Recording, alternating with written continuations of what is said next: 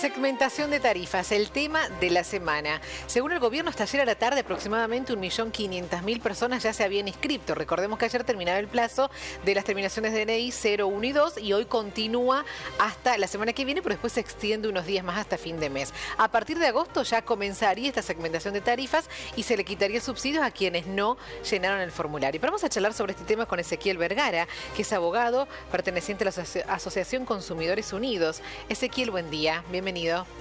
Hola, buen día, ¿cómo están?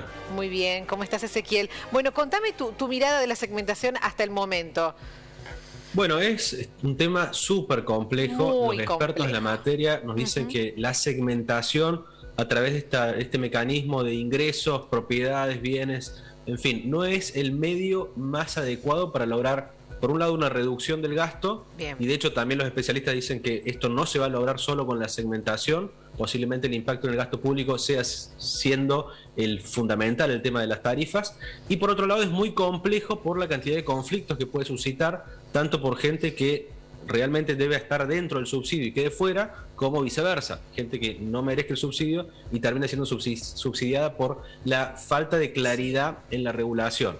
Sí. Sabemos que es una segmentación que va en tres partes, digamos, ingresos altos, que sería por un sueldo o ingresos de todo el grupo familiar de más de 350.000 pesos, lo cual es móvil porque está en realidad, no está basado en pesos en el decreto, sino en canastas del INDEC, canastas básicas del INDEC, con lo cual toda esta regulación es móvil, está sujeta a la inflación, puede ir cambiando, eso también puede tener conflictos, y además pensar que 350.000 pesos no es un monto tan importante si pensamos que pueden ser 3 sueldos de 120.000 pesos, por ejemplo, 3 personas que viven en un inmueble, y que a lo mejor al momento de llenar el formulario efectivamente están esos 3 ingresos y 2 días más tarde o un mes más tarde el hijo, por ejemplo, de esa familia se muda, claro, y ya no va a estar más en esa situación. Eso te quiero preguntar, Ezequiel. Diste en un punto que me parece que es importante, que es otra de las grandes dudas. Tiene tantas dudas esta segmentación, pero una más.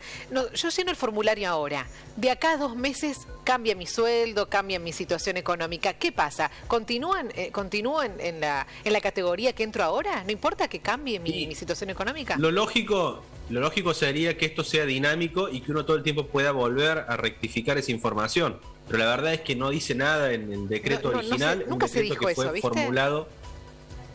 Es así, entonces en principio tendría que hacer una nueva etapa, un nuevo formulario, o esperar a que el gobierno especifique qué va a pasar con esas situaciones. O gente que, por ejemplo, se está mudando hoy a un nuevo inmueble y ayer le terminó las declaraciones con los números 0, 1 y 2. ¿Cierto? Ya venció ese formulario. Entonces, ¿qué va a pasar con esa factura? ¿Cuándo va a ser la etapa de rectificación?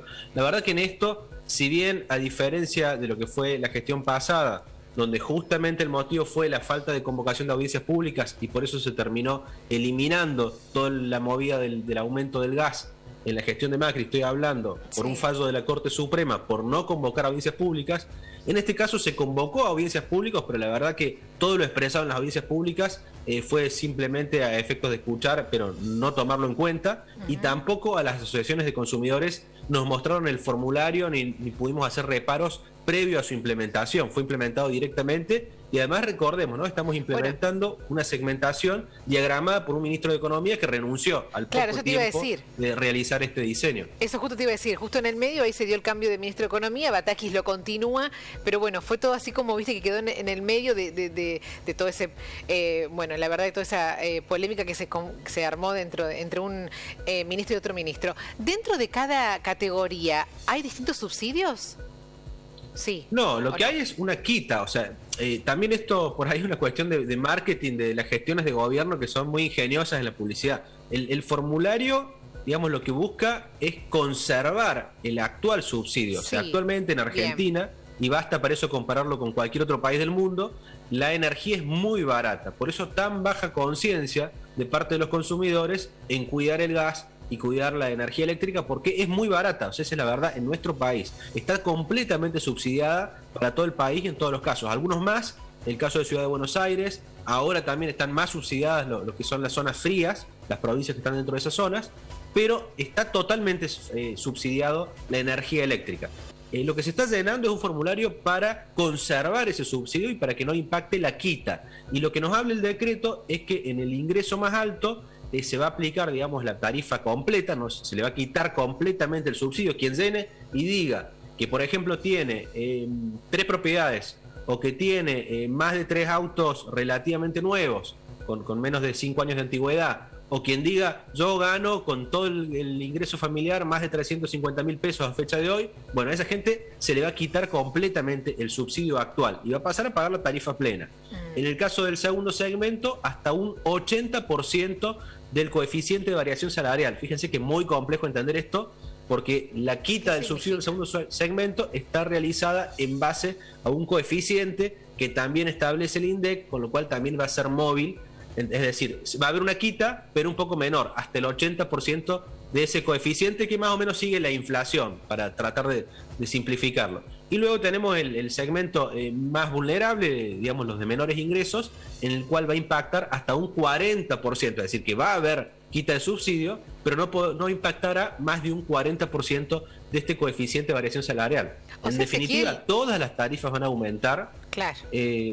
Hay una cuestión de buscar, por un lado, concientización sobre que la energía es cara y la energía es lo que más impacto tiene en el gasto público, pero también hay que tener en cuenta que esto es responsabilidad de gobiernos que hemos tenido en Argentina de distintos colores, ¿no? Pero el tema energético es algo que no se soluciona ya desde hace muchísimos años y sigue cada vez más complicado, y pensamos que esta forma, así medio a las apuradas, con una renuncia en el medio de quien diseñó este programa y todas estas cuestiones de pedir a la población que sea quien llene los datos, no está contribuyendo a que el sistema sea transparente y claro.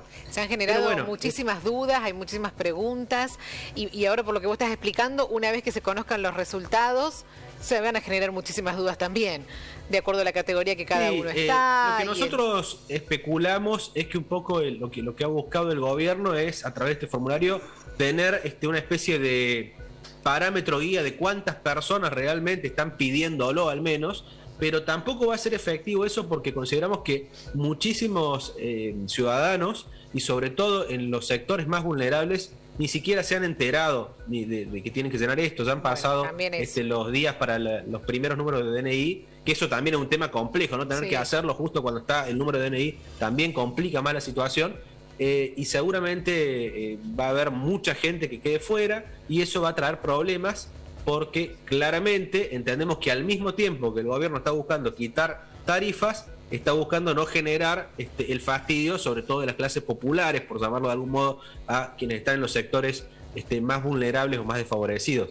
Así que esas contradicciones creo que son insalvables, y cuando realmente estén los resultados y sea la implementación, vamos a ver qué pasa. Recordemos, en la gestión del gobierno anterior prácticamente fue una de las causas de la salida del gobierno, o digamos de la decadencia de esa gestión, el tema tarifas, porque la Corte Suprema le revocó la posibilidad del aumento a través de un fallo judicial en la causa CEPIS. En este caso entendemos que puede llegar a pasar algo similar si se producen conflictos respecto de la aplicación, y el impacto de las tarifas termina siendo muy perjudicial a los sectores más vulnerables. Claro, y ahí, ante esos conflictos, ¿qué se puede hacer? ¿A quién se va a acudir?